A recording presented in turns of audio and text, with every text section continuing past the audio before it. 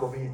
Por una parte por la vacunación, por otra por la inmunidad por rebaño, la gente que ya tuvo COVID durante periodos anteriores al actual, pero toda esa mezcla, incluyendo cambio climático, etcétera, ha resultado, me pasa la siguiente diapositiva, por favor, vean el comportamiento que hemos tenido en casos de COVID y la importancia de iniciar en forma temprana la vacunación universal. En 2021 a 22, que fue el periodo de mayor casos, tuvimos registrados 295.268 casos, disminuyeron después a 67.693, parte del año pasado tuvimos 15.145 casos y en la actualidad documentados tenemos 3.065 casos, es decir, casi el 1% de lo que padecimos en la epidemia que tuvimos de COVID en la pandemia. Y eso se ha logrado entre la vacunación, la inmunidad por rebaño y el mismo cambio climático. La siguiente, por favor. ¿Por qué presentar esos datos?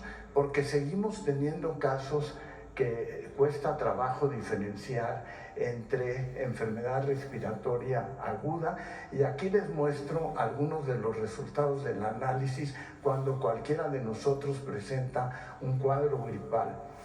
Si se dan cuenta en esta diapositiva, todos tienen malestar general, tienen cefalea, y uno entra en la duda de decir, ¿estaré teniendo COVID, estaré teniendo influenza o tengo un resfriado común? De los datos que tenemos, los pacientes que tienen COVID generalmente tienen fiebre y tienen poco dolor de garganta y poco catarro y congestión nasal. Tienen las manifestaciones generales de gripe. En cambio, el que tiene mayor severidad en fiebre, dolor de garganta, catarro y congestión nasal, las tres cosas, es el paciente que tiene influenza. Y el que tiene resfriado común también tiene dolor de garganta en menor cantidad, catarro, pero pocas veces tiene fiebre. Muchos, cuando tenemos un cuadro gripal sin fiebre, probablemente estamos teniendo una gripe común y corriente. La pregunta es, ¿cuándo me hago una prueba para influenza y una prueba para COVID? Y hay grupos de la población que sí requieren hacerse, ante la duda, una prueba por ser más susceptibles. Son pacientes con enfermedades crónicas, diabetes, hipertensión arterial, insuficiencia renal crónica, que cuando tienen la duda requieren hacerse la prueba. Pacientes que están en tratamiento con cáncer deben de hacerse la prueba. Personas mayores de 70 años de edad. Pacientes que están en lista esperando un órgano para ser trasplantado o pacientes que están ya trasplantados. Niños prematuros o todo niño que se hospitaliza por una enfermedad respiratoria aguda, y finalmente personal de salud que está en contacto con el resto de los pacientes. El resto de la población tiene que tratar en los primeros 5 días de darse cuenta de qué tipo de padecimiento tiene y no tiene que recurrir necesariamente a hacerse una prueba de influenza o de COVID. La siguiente, por favor. El tratamiento de los cuadros gripales es fundamentalmente sintomático, con la administración de analgésicos, paracetamol o ibuprofeno, pero muy importante, más abajo, no usar aspirinas, porque las aspirinas pueden desencadenar cuadros hemorrágicos en las personas que tienen cuadro gripal. Es mucho mejor paracetamol e ibuprofeno. Pueden usar descongestionantes o humectantes nasales, mentol, miel, eucalipto o irrigación con soluciones salinas nasal, irrigación nasal. Algún expectorante, usos de jarabes que tienen acetilcisteína y sobre todo mantener una hidratación adecuada. No es recomendable el usar jarabes o pastillas que tengan codeína, tratando de suprimir la tos, tampoco deben de usarse esteroides para tratar de desinflamar, y sobre todo no se debe de utilizar antibióticos a menos que en niños haya la sospecha de que tengan afección en los oídos, otitis, o de que tengan sinusitis. Estas cosas son de atención primaria y cómo reconocer en forma temprana ante un cuadro gripal. Con la ayuda de todos ustedes en relación a esto, esperamos poder terminar en las 6 semanas que falta del periodo invernal con las cifras hacia la baja en forma importante en la presencia de cuadros severos. En este momento no tenemos un problema de hospitalización ni problemas severos en relación a la infección, gracias a las medidas preventivas y al reconocimiento temprano. Esto.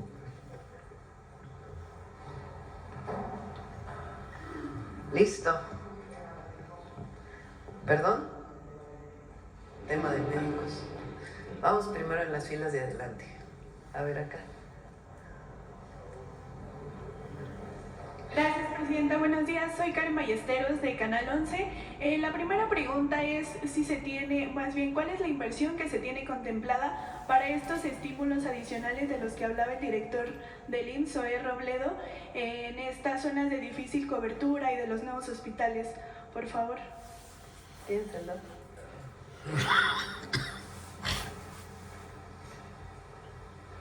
Muchas gracias. Sí, si bien dependerá mucho del reclutamiento y demás, pero para el periodo anterior, desde que iniciamos este proceso, pasando justo la pandemia en 2021, se han invertido cerca de 800 millones de pesos en estos estímulos. Eso es lo que nos permitió bajar de manera considerable las vacancias, es decir, este escenario indeseable siempre de que un hospital no tenga a un especialista. Lo hicimos, por ejemplo, en lugares como Sonora, que era uno de los estados que tenía mayor problemas históricos de vacancia. Se ha hecho en Baja California, en Tijuana en particular, donde hay una competencia bastante fuerte por la contratación de médicas y médicos especialistas, pero también en zonas de difícil cobertura, hospitales de subzona, que son los hospitales más pequeños y donde muchas veces en el entorno no existe una oferta privada que permita a los médicos especialistas tener esta doble función de un empleo institucional, en este caso en el IMSS, y también una práctica privada. Entonces veíamos en el reporte que se presentó al Consejo Técnico que durante estos 3 años habían sido cerca de 815 millones de pesos, con lo que se había disminuido en 15% esta vacancia. Gracias. ¿Esperaría que el monto fuera mayor en esto? Pues digamos que es un monto que está establecido, presupuestado, pero no está considerado que sea mayor, empezando porque este monto que acabo de mencionar es para 2 años. El ejercicio que estamos haciendo para estos nuevos hospitales está planteado a partir de la contratación, que puede ocurrir ahora finales de febrero, principios de marzo, y hasta marzo del próximo año. Y en función de cómo vaya funcionando, se solicita su ampliación o su prórroga al propio Consejo Técnico, que es la autoridad que lo debe de autorizar. Gracias. Respecto a la fundación del ISSSTE, de las que ya se daban a conocer estas irregularidades, preguntar si ya hay procesos abiertos en contra de los exfuncionarios que se daban a conocer, están implicados en esta fundación, sobre todo si alcanzan pues a Reyes Baeza y Ana Robles estos procesos, por favor. Están presentadas denuncias ante el Ministerio Público de carácter penal y ante la Secretaría de la Función Pública. Son quienes harán las investigaciones correspondientes, pero digamos hay 2 denuncias, una de carácter penal y otra de carácter administrativo. ¿Y si es contra estos exfuncionarios que están? Son denuncias abiertas. Okay. Ahora sí que ellos determinarán las responsabilidades. Ok, gracias. En otro tema, Presidenta, ¿nos puede hablar de la reunión que tuvo ayer con la Presidenta de Santander? Hablaba de nuevas inversiones para México, si nos puede dar más información, por favor. Ella va a anunciar el día de hoy varias inversiones. Tienen un evento Santander, por eso ya no las mencionamos el día de ayer. Fue una muy buena reunión. El Banco Santander, pues México representa un porcentaje muy importante de no solamente sus clientes, sino de su negocio. Y tienen planteada distintas acciones que yo preferiría que lo presentaran. Son más de 4,000 millones de pesos, entiendo que o de dólares. Ahora, hoy lo vemos. A ver si me ayudan a... Edgar estuvo ahí presente en la reunión, de dólares. Entonces son inversiones muy importantes. Gracias. De distinto tipo. En otro tema, pues ayer concluyeron estos trabajos de recuperación en el Pinabete, la recuperación de los restos de los 10 mineros. Preguntarle, pues, ¿qué representó tanto para su gobierno como para las familias, pues, lograr esta labor? Se está en esta zona carbonífera de Coahuila. Como ustedes saben, hay 2 rescates que se están haciendo. Uno en la mina Pasta de Conchos y la otra en la mina del Pinabete. Pasta de Conchos fue una mina que pues, en realidad no sabe muy bien qué pasó, porque hasta que no se hagan realmente los peritajes, ahora que se está haciendo pues esta recuperación de los mineros. En 2006 pues hubo un accidente. Estaba Fox de presidente, y si recuerdan, a lo mejor hay algunos aquí muy jóvenes, otros no tanto, si recordamos, después de algunos días donde estábamos en vilo todas las mexicanas y mexicanos esperando el rescate de los mineros, de pronto decidieron dejar de rescatar. Dijeron que había habido una explosión y esa mina se cerró. Y las familias estuvieron pidiendo durante muchísimos años el rescate de los cuerpos de los mineros. El presidente López Obrador en su primera campaña en 2006 se comprometió con ellos, y en 2018 pues inició este rescate que lleva ya pues cerca de 6 años. Nosotros vamos a seguir hasta que no se rescate el último cuerpo del último minero. No se va a suspender ese trabajo, lo está haciendo Comisión Federal de Electricidad. Y ya ha habido rescates muy importantes. Eso es en Pasta de Conchos. En la mina del Pinabete ocurrió el accidente cuando el presidente López Obrador era presidente, y ahí también se inició un rescate muy importante. Es un trabajo pues muy minucioso, porque se hizo una excavación muy grande. En esa mina entró agua y fueron 10 mineros que perdieron la vida. Y ya se rescataron a los 10 mineros, a los cuerpos de los 10 mineros. Se está en contacto con las familias. La Coordinadora de Protección Civil ha estado ahí desde el primer momento, y entiendo que ya fue reconocido y entregado los últimos restos a la familia. Entonces, con esto se cerraría el capítulo del Pinabete. Todavía falta un memorial que hay que hacerlo, y el trabajo que tiene que seguirse haciendo con las familias, y la determinación de CFE de qué vamos a hacer con esta mina abierta que permitió este rescate. Y Pasta de Conchos continúa. Okay. ¿Hay una fecha estimada para este memorial? Pues sería este año se estaría realizando, en coordinación con las familias, lo que ellos decidan. Por último, pues este día se presenta en el Senado la reforma para acabar con el nepotismo. Si nos puede ahondar un poco más sobre la importancia de esta ley, en qué va a consistir y cómo pues se va a evitar que estas personas que tengan parentesco ocupen el mismo cargo público, por favor. Son 2 iniciativas de reforma constitucional que envié el 5 de febrero. La primera es no reelección. Recuerden que en la Constitución de 1917 se estableció la no reelección para ningún puesto de elección popular. Después, si mal no recuerdo, en el periodo de Calderón, se abrió, ¿sí fue con Calderón? Creo que sí. se abrió la posibilidad de que hubiera reelección. Con Peña, fue con Peña, hasta Peña. Hasta Peña se realizó, pero no sé de cuándo viene la reforma. Entonces se permitió que se reeligieran por 3 veces consecutivas senadores, diputados y presidentes municipales. En la campaña y además pues de encuestas que hicimos, la gente no está de acuerdo con la reelección.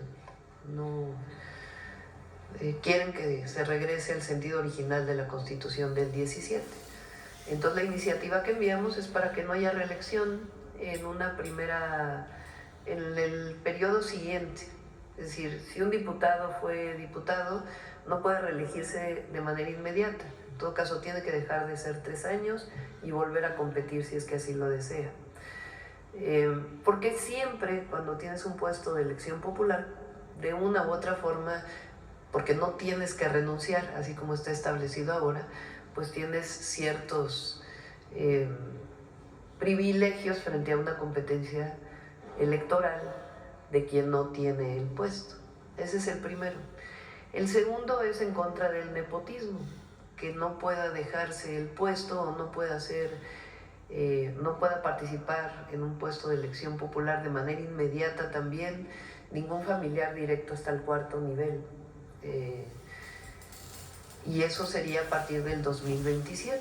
Entonces, si uno es presidente municipal, no podría competir en el periodo siguiente esposa, hijo, hermano, cuñado, sino tiene que esperarse a que pasen 3 años y posteriormente podría participar. Entonces, esa es la reforma que se está planteando. Se enviaron al Senado y el Senado las está analizando. Gracias. Acá. Gracias. Buenos días, Presidenta. Jorge Saldaña, de la Orquesta MX de San Luis Potosí. Primero, esperar que se recupere pronto de su gripa, que decía. Gracias. Presidenta, en días recientes un tema ha causado controversia, molestia en San Luis Potosí, y es que médicos y personal jubilado del Hospital Central, que usted lo conoce, recibían sus prestaciones gracias a un esquema de aportaciones de parte del personal activo, no eran pensiones como tal, y de acuerdo al gobierno estatal, pues las administraciones pasadas no generaron un programa específico para estos trabajadores. Por lo tanto, estas aportaciones se terminaron con la transición al sistema IMSS Bienestar, es decir, ya no hay de dónde pagarles. ¿Hay algún plan de hacer una aportación conjunta con la Federación para estos doctores jubilados del estado potosino? Esta situación, quiero saber si se repite en otros estados. Aquí afuera había también personal que se dice desplazado respecto a estos temas con la transición al IMSS Bienestar. ¿Qué alternativa tienen? Y si corresponde al gobierno federal o al estado, o de la mano los dos, resolver este tema. Sería mi primera pregunta, Presidenta. Sí, lo revisamos. El caso de las pensiones no pasaron al IMSS Bienestar. Aquí está Zoe, que fue quien hizo los convenios. Pasa el médico, el trabajador o trabajadora de la salud, y se aumenta su salario y se le basifica. Pero las pensiones siguen estando a cargo del Estado. Pero revisamos el tema de San Luis Potosí a ver cómo podemos ayudar.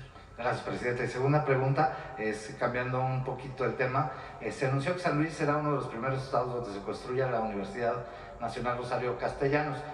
Yo quisiera saber, entre Federación y Estado también, qué corresponde a cada quien. Sabemos que la manutención, el equipo, a veces los softwares, etcétera, sobre todo por el perfil de las carreras que se quieren ofertar, sería bastante costoso. ¿Quién sería el encargado de poner el terreno? ¿Quién de la construcción, la nómina y equipamiento para el funcionamiento de estas universidades? Lo que estamos haciendo es un convenio en donde el Estado pone el inmueble, porque hay muchos inmuebles que no están ocupados. Ese es el caso de Tijuana, que era un edificio que era del Tribunal Superior de Justicia, que quedó abandonado. Ahí se va a hacer la universidad, se están haciendo adecuaciones. El caso también de Comitán, en Chiapas, que ahí también había un edificio abandonado y se está recuperando la instalación y ahí va a ser la universidad. Y en el caso de San Luis Potosí, la idea es que una parte la ponga el Estado y toda la nómina y la operación de la universidad la pone el Gobierno de México a través de la Universidad Nacional Rosario Castellanos. Se va a retrasar mucho este plan en San Luis Potosí por lo que ocurrió, que finalmente se había elegido ya una sede, un terreno, se iba a reconstruir en las instalaciones de la secundaria técnica, la ETI, la tipo, pero se acordó terminar el ciclo escolar. Entonces, ¿podría haber ajustes en los tiempos de que no fuera en agosto que tuviéramos? Pues vamos a ver, vamos a platicarlo con el gobernador.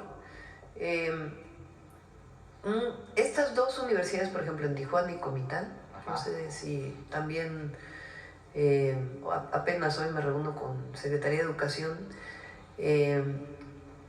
se van a abrir inscripciones para empezar a distancia. Y ya cuando esté la sede, pues ya será presencial. Vamos a ver si puede ser el mismo caso para San Luis. Muchas gracias, Presidenta. Buen día. No, me confundí, son $2,000 millones en el caso de Santander.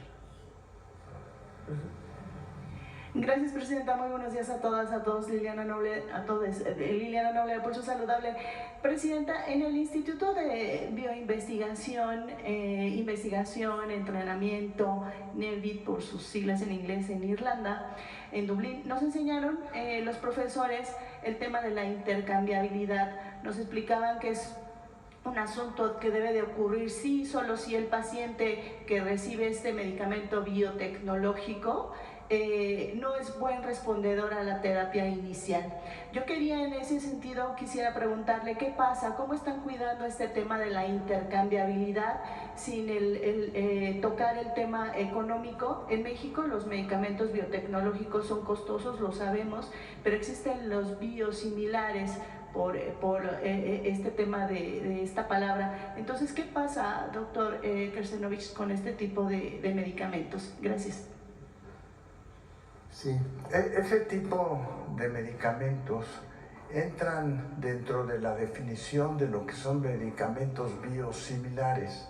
Es decir, que una vez que el producto innovador sale al mercado y pierde la patente, se puede fabricar un medicamento biosimilar en relación al producto original.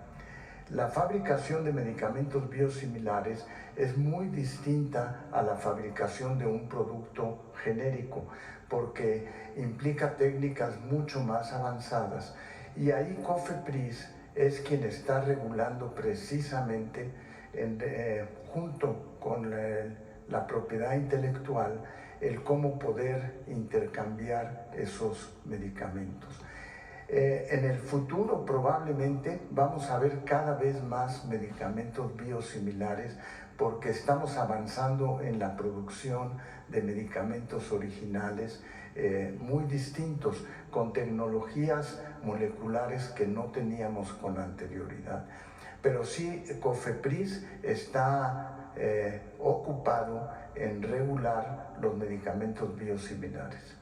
Entonces, esto quiere decir, para entender, doctor Kersenovich, que un paciente que recibió un ciclo, no sé, para cáncer biotecnológico, no se le va a quitar por el tema del costo, sino cómo irían evolucionando, solamente como lo dice este concepto, si no es buen respondedor a ese tratamiento, ¿se pensaría en el biosimilar?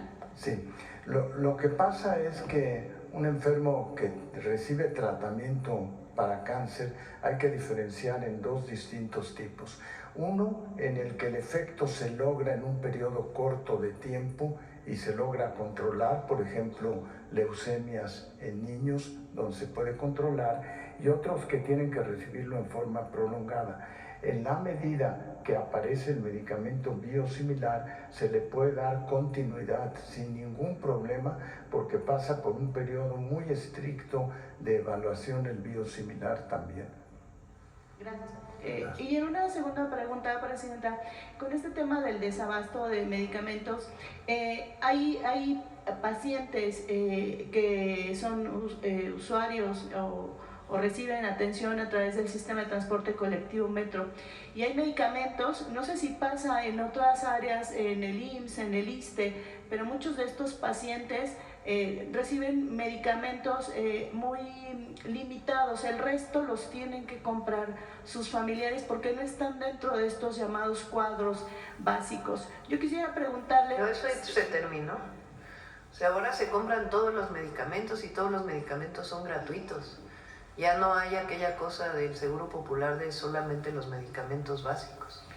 No es el caso en particular del metro de la ciudad, pero en el sistema de salud pública todo medicamento es gratuito y suficiente.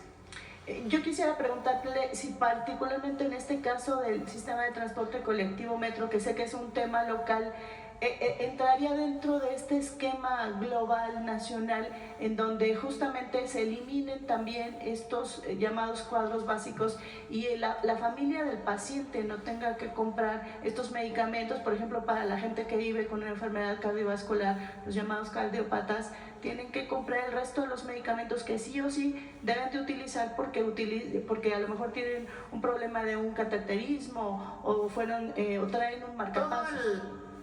Hay 3 sistemas de salud públicos centrales. El IMSS, que es para todo empleado que trabaja en una empresa privada y cotiza al IMSS, tiene derecho al sistema de salud del IMSS, además de la seguridad social, evidentemente. El ISSSTE, que es para todos los trabajadores del Estado, y todos aquellos que no tienen derecho a Biense en estos dos, tienen el IMSS Bienestar. Además, pues está Pemex, que tiene sus propias características por su propio contrato colectivo, obviamente la Secretaría de la Defensa Nacional, la Secretaría de Marina, y aparte están los institutos de salud, que son de tercer nivel y que están vinculados con la Secretaría de Salud, la SINSAE. Entonces, en todos estos casos, todos participan en esta compra de medicamentos. El paciente, el objetivo es que no gaste absolutamente nada en ningún medicamento, sino que todos los medicamentos sean gratuitos, independientemente de si es un cuadro básico o un cuadro más complejo. La gratuidad en la atención en la salud es constitucional. Entonces, ahora estamos haciendo esta compra de medicamentos. Como lo expliqué, al cierre del 2024 se habían, cerrado los contratos. Desde Secretaría de Salud y Birmex se hizo una compra complementaria para poder cerrar el 2024 y principios del 2025.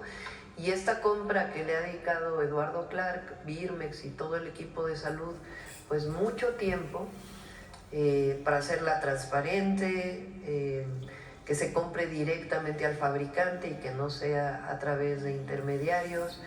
Esta compra pues es la compra que va a ser para los próximos 2 años, que representa un monto muy significativo y que, como lo explicó aquí Eduardo, el objetivo es que en marzo podamos ir resarciendo pues esta falta de medicamentos que hay en algunos lugares por este proceso del cierre del 24 y inicio del 25. Gracias, Presidenta. Y en el tema de estas malas prácticas que se hicieron con esta fundación del ISSSTE, quisiera conocer si se tiene detallado el monto general por el cual se hicieron estos arrendamientos y si se conoce también si algunos de estos recursos han sido realmente utilizados para el beneficio de las instalaciones de algunas clínicas del ISSSTE.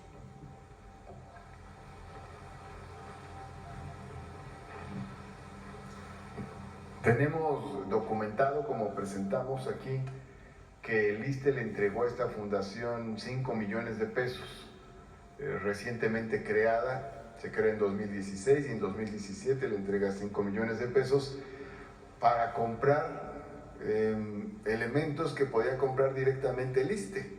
O sea, el ISSSTE no necesitaba crear una fundación para que a su vez comprara camillas, por ejemplo. El ISSSTE podía comprar camillas y llevarlas a los hospitales donde hacían falta.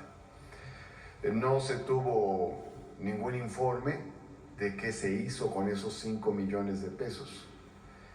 No se tuvo ninguna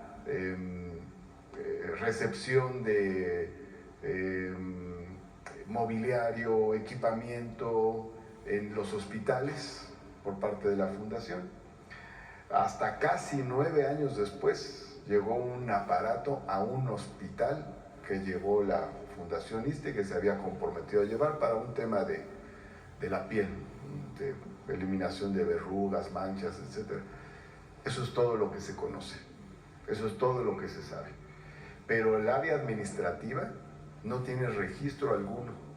El área de almacenes no tiene registro alguno de donaciones que hayan llegado por vía de la Fundación ISSSTE.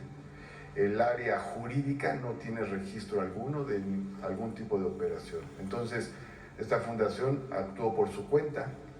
En su momento las autoridades federales entonces le dieron la calidad de donataria, entonces podía recibir donaciones.